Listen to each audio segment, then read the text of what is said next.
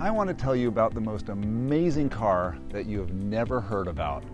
No, not the Tesla Model X. This is the most amazing car on the planet by far, but it's not the one you don't know about. Everybody knows about the Tesla. The car I want to tell you about is the Karma Revero. I had a chance to test drive this for the first time. I've just put 60 miles on it, and I was stunned. I was amazed. This car is a finished, polished, working work of art. Look at it. Just look at it.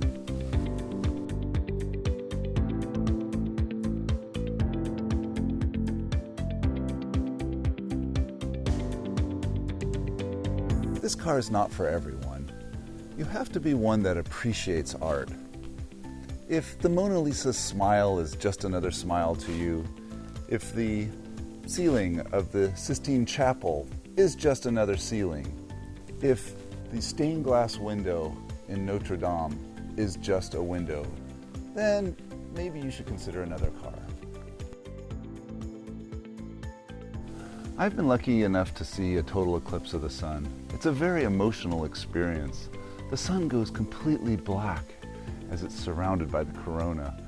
And your logical mind says, oh, it's just the moon moving in front of the sun. But your emotion goes, oh my God, the sun has gone black. And not until that first little ding, that first little appearance of the sun from behind the moon, does your emotional body go, ah, it's a magical moment. And that's what Karma picked for their logo.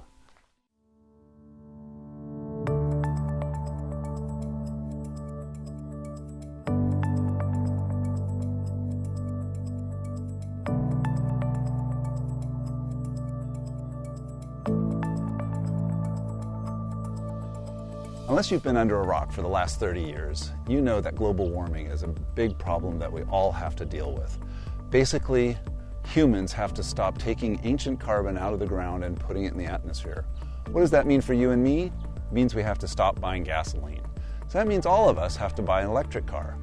So I chose the Tesla. The Tesla Model X is an amazing car, but I don't mind stopping at supercharging stations for 40, 50 minutes to recharge. But sometimes that's not an option for people. This is what's so amazing about this car. It's a hybrid. It has a reasonable sized battery. It gets you 50 miles. That handles your Monday through Friday commute to work, no problem. But when you want to do those long trips, there's this, a 260 horsepower, 4-cylinder, turbo, gasoline engine. This can generate 160 kilowatts, which is more than enough to drive the car. And that plus the 143 horsepower electric motor gives you about 403 horsepower, which is pretty good. Gives you a zero. I measured the 0 to 60 in about 6 seconds. When the battery was fully depleted and the engine was off, I got more like 7-8 seconds. So it's not consistently that fast. They say the top speed is 125 miles an hour. I didn't test that. But this car really isn't a speed demon. There are many cars faster than this, including my Model X. But it did go 46.6 miles on a charge, and I was kind of testing it. I was kind of pushing it a bit, so the 50-mile range on the battery is realistic. So if you work within 20 miles of your home, you can plug in every night and never buy gas, except for those long trips. So on those rare occasions when you need to go 500 miles, 1,000 miles, yeah, you'll stop at a gas station a few times. But the whole rest of the year, you can drive on the peaceful, quiet, smooth drive that's electric. Charging is no problem. Install a level 2 220 volt charger. The car charges at 6.8 kilowatts, so get one that's at least that. And you just plug it in at night, takes 5 seconds, and unplug it in the morning. Another 5 seconds. Believe me, that's a lot better than going to a gas station. I'd like to talk about the interior. It's just gorgeous. The plush leather, the beautiful finish on everything is a luxury car.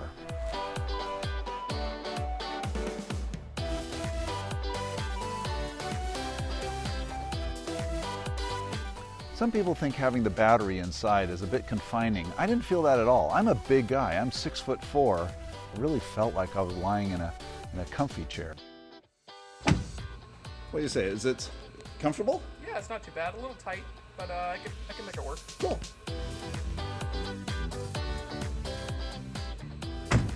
Another problem is the rear seats. The rear seats are pretty much for children and smaller people.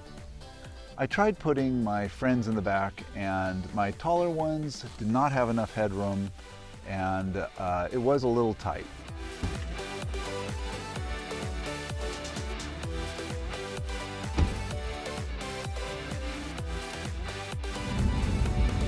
I want to tell you about how the car drives. It's, first of all, whisper quiet. It looks like a fast car, but it's just sort of a normal car as far as acceleration is concerned. However, it drives like a sports car. The feeling of the steering, it's really tight. The suspension is firm. Going around these mountain corners is just a pleasure. It does not feel like a heavy car. It feels like a very nimble, sports car, or it definitely has that tight steering of a Ferrari or a Lamborghini. That really responsive steering. Another thing I'd like to point out is that this car is not that small inside. I'm 6'4", and I have a good 2-3 inches above me. My chair goes farther back than I actually need. Most cars I take the chair all the way back. This one that can go farther back, maybe about 3 more inches than I need. And the other thing is, left to right, it's not bad either. One would think that having the battery inside here would get in the way, but it makes such a great armrest. I feel very comfortable with my 2 elbows rested. My 2 knees rest on the 2 walls, and it's actually a very comfortable drive. Another feature I'd like to show you is this lane detection. When you wander on your lane, look on the right-hand side of the display. You'll see this a little bip sound.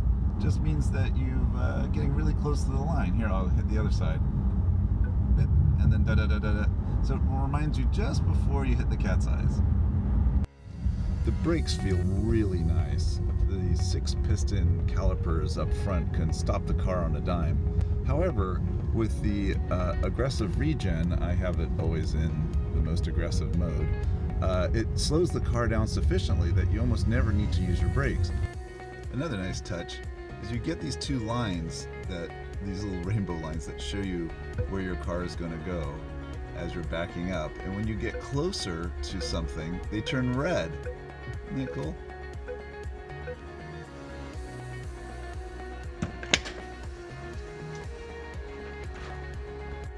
Well, I've driven this car for 100 miles now, and I have to take it back. I got to admit, I'm a little sad to see it go.